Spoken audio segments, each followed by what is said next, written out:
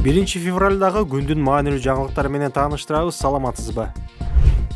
Бүгүн жогорку сотто 3 жаштагы Алия Кубанычбекованын өлүмү боюнча шектүүнү үй камагына чыгарган судьялар маалымат жыйын берип жатышат. Маалымат жыйынынын алдында маркумдун жакындары жогорку соттун имаратында митингге чыгышты. Алар президент менен сүйлөшүүнү жана УКМКнын төрагасынан соттордун ишин текшерүүнү суранган плакаттарды кармап турушту. 3 жаштагы наристе каза тапкан Кыргыз мамлекеттик медициналык академиянын медициналык борборунун анестезиологу 31 январда Бишкек шаардык соту тарабынан үй камагына чыгарылган. Соттук коллегияда айыпталуучунун туруктуу жашаган жери бар экени документ менен тастыкталган жана айыпталуучуга коюлган айыптоо анчалык оор эмес делген категорияга кирген фактылар эске алынды деп билдиришкен соттон. Алия Кубанычбекова Бишкектеги Кыргыз мамлекеттик медициналык академиянын медициналык борборунда 2023 жылдын 18 декабрында каза болгон. Кыздын ата-энеси анын тишин дарылатуу үчүн алып келишкен. Бирок наристе наркоздон ойгонгон эмес. Саламаттык сактоо министрлиги комиссия түзгөн. Ал эми милиция, медициналык же фармацевтик кызматкер тарабынан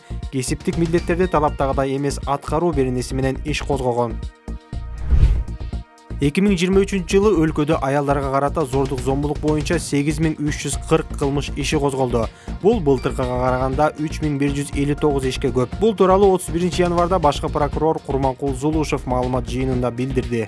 Маалыматка ылайык, алардын ичинен 3867 кылмыш иши соттун кароосуна жиберилип, 2120сы өндүрүштөн кыскартылган. Алардын 1574-ü өндүрүштөн токтотулуп, учурда 779 кылмыш иши боюнча тергөө уланууда. Жашы жете элек балдарды, аялдарды, майыптарды жана улгайган адамдарды үй бүлөлүк зомбулуктан коргоо актуалдуу маселелердин бири бойдон калууда, деди Зулушев. Ошондой эле ал прокуратура органдары балдарды жана аялдарды коргоо багытында көзөмөлдү күчөтүү боюнча тиешелүү чаралар көрүлөрүн кошумчалады. 2022 жылы Кыргызстанда аялдарга карата жасалган зордук зомбулук боюнча жалпы 6580 кылмыш иши козголгон. Бул көрсөткүч 2021 жылга караганда 4290 ишке азайган. Зомбулуктан көбүнчө аял кишилер жабыркайт. Алардын көпчүлүгү милицияга арыз менен кайрылбагандыктан катталбай, эске алынбай калат. Ошол эле учурда укук коргоочулар аялдарга карата зомбулуктун масштабы укук коргоо органдары берген сандардан кыйла айырмаланат деп эсептешет. Буга бир жагынан көйгөйгө көз жумуу да себеп. Агрессорду мыйзам чегинде жазалоо абдан татаал. Көпчүлүк кылмыш иштери айып пул төлөө же коомдук жумуштарга тартылуу менен чектелет. Ошондуктан сот жообуна тартылбай турганын билген агрессор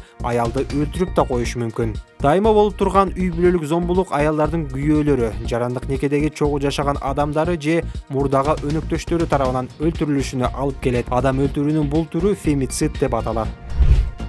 Ош шаарындагы Ак Тилек, Юго-Восток, Авиа шаарча кичи райондорунда жана Учар айылында жаратылыш газы өчүп калды. Ош газ ишканасы мындай абал Өзбекстандагы газ тартыштыгынан улам пайда болгонун 31 январда Азаттык басылмасына билдирди. Басылманын маалыматына ылайык, шаар тургундарына газдын өчөрү тууралуу алдын ала эскертүү берилген эмес. Бул көйгөй күз-кыш мезгилинде керектөөнүн көбөйүшүнө байланыштуу жыл сайын кайталанып келет. Өзбекстандын өзүндө ресурстук базанын азайышына байланыштуу түштүк тарапка газды экспорттоо төмөндөдү. Учурда Газпром Кыргызстан ишканасы сүйлөшүү жүргүзүп жатат, деди Ош газ ишканасынын жетекчисинин орун басары Мирбек Маматов. Үстүбүздөгү жылы январь айында Жалал Абад шаарында былтыр октябрда тапшырылган жаңа автобустар Өзбекстанда жаратылыш газ тартыштыгынан улам 20 күндөй иштебей турган. Автобустар газ менен жүргөнүнө байланыштуу аны Өзбекстандын аймагынан камсыздап келишет. Шаардык мэриядан өзбекстандык инвесторлор тарабынан автобустарга газ куюучу станциянын курулушу башталганын, ага жалпы 445 миллион сом сарпталарын билдиришкен.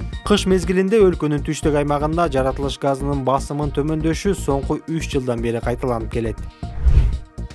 24 чекит KG басылмасынын башкы директору Асель Оторбаева редакциянын айланасында болуп жаткан кырдаалдан улам УКМКнын төрагасы Камчыбек Ташиевке кайрылуу жасады. Кайрылуу басылманын сайтына жарыяланды. Оторбаева Ташиевдин журналисттердин кеңсеге кирүүсүнө уруксат берүүнү, ошондой эле кесипкөй журналисттердин маанилүү, так, ыкчам маалыматтарды жайылтуу ишмердиги менен камсыздоо үчүн мөөр менен штамптарды кайтарып берүү маселесин карап чыгууну өтүндү. 24 KGнин башкы директору учурда басылманын кызматкерлери аралыктан иштөөгө аргасыз болуп жатканын, бирок айрымдарынын үйдөн толук кандуу иштөөгө шарты жок экенин айтты. Кеңсенин мөөр басылып жабылышы журналисттердин өз милдетин жумуш орундарынан башка жерде толук кандуу аткаруусуна чоң таасирин тийгизип жатат. Редакцияны имаратка киргизбей коюу кызматкерлердин салык жана камсыздандыруу төгүмдөрү боюнча милдеттенмелерин аткарбай калуусуна коркунуч жаратат деп жазды ал.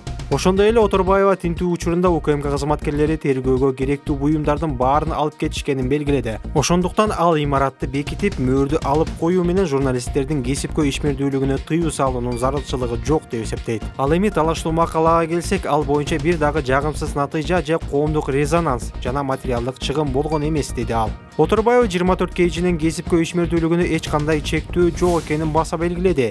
Бирок азыр редакциянын иши үзгүлтүккө учурап калуу коркунучунда турат. Кардарларыбыз кол коюлган келишимдерге ылайык өз милдетимди аткара албай жатканыма кабатыр болуп жатышат. Бир катар жардам берүүчүлөр биз менен түзүлгөн коммерциялык келишимди токтотууга аргасыз экенин кабарлашты. Кардарлардын мындай чечимге келүүсүнө УКМК иликтеп жаткан кылмыш ишинин алкагындагы тинтүү жана сурактар түрткү болду деп эсептейм. Бейформал жолугушууларда алар коркуп жатышканын айтууда. Агенттик толук кандуу иштей албай жатат. Кызматкерлер үй бүлөлөрүн камсыздай албай жумушсуз калышат деп эскертти Оторбаева. 15 январда УКМКнын кызматкерлери 24 KG маалыматтык агенттигинин Бишкектеги кеңсесинде тинтүү жүргүзүп, техниканын баарын алып, кеңсенин өзүнө мөөр басып кетишкен.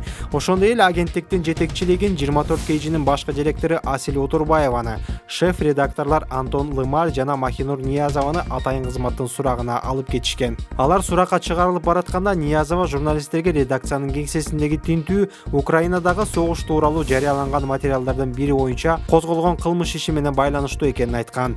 Кийин УКМК тинтүү согушту пропагандалоо беренеси боюнча кылмыш ишинин алкагында жүргүзүлгөнүн билдирген. Кайсыл макала жөнүндө сөз болуп жатканы белгисиз. Бирок The Insider булагынын маалыматына таянсак, бул иш Украинанын куралдуу күчтөрүнүн катарында согушуп жаткан кыргызстандык Алмаз Кудабек уулу жөнүндө жазылган макалага байланыштуу козголгон.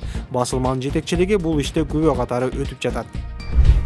Сот Темиров Лайфтын журналисти Айке Бейшекееваны жана басылманын мурдагы кызматкери Жумабек Турдалиевди камакта калтырды. Бүгүн Бишкек шаардык сотунда жапырт кармалган 11 журналисттин баш коргоо чарасын өзгөртүү боюнча жактоочулардын апелляциялык арызы карала баштады.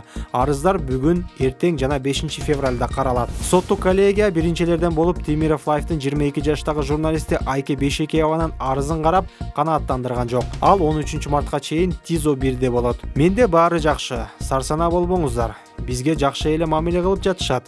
Тергөө изоляторундагы шарттар өтө жаман, деди журналист сот залында. Ошондой эле шаардык сот Темиров Лайфтын мурдагы журналисти Жумабек Турдалиевдин кармалышынын мыйзамдуулугун карап, 1-май райондук сотунун чечимин мыйзамдуу деп тапты. Каракол лыжа базасынын жанында жайгашкан Кримтөбөл Көлбаевка таандык жер мамлекетке кайтарылды. Атайын кызмат белгилегендей 10 миллион сомдук 2 гектар жер тилкеси Каракол мамлекеттик жаратылыш паркынын балансына кайтарылды. УКМКнын маалыматы боюнча жер участогунда УКТга жакшы акча алып келген тоо лыжа базасынын курулушу пландалган. Бишкек шаарында бирге жашаган аялга зомбулук кылууга шектелип издөөгө алынган тургун кармалды. Бул тууралуу Клоопко Октябрь райондук милициясынан кабарлашты. Маалыматка ылайык, жабырлануучу милицияга өткөн жылдын 21 ноябрында кайрылган. Ал шектүү Борбор калаанын номер 5 Кичи районундагы көп кабаттуу үйлөрдүн биринин короосунда анын денесине эч себепсиз залал келтирип, качып кеткенин айтып берген. Жабырлануучуга карата соттук медициналык экспертиза дайындалып, анын ден соолугуна бир аз зыян келтирилгени аныкталган. Милиция бейбаштык беренеси менен иш козгогон. Бул ишке шектүү катары 38 жаштагы тургун кармалып, тергөө учурунда ал кылмыштуу топтун активдүү мүчөсү катары Ички иштер министрлигинин каттоосунда турары белгилүү болду. Ал милициянын убактылуу кармоочу жайына киргизилди.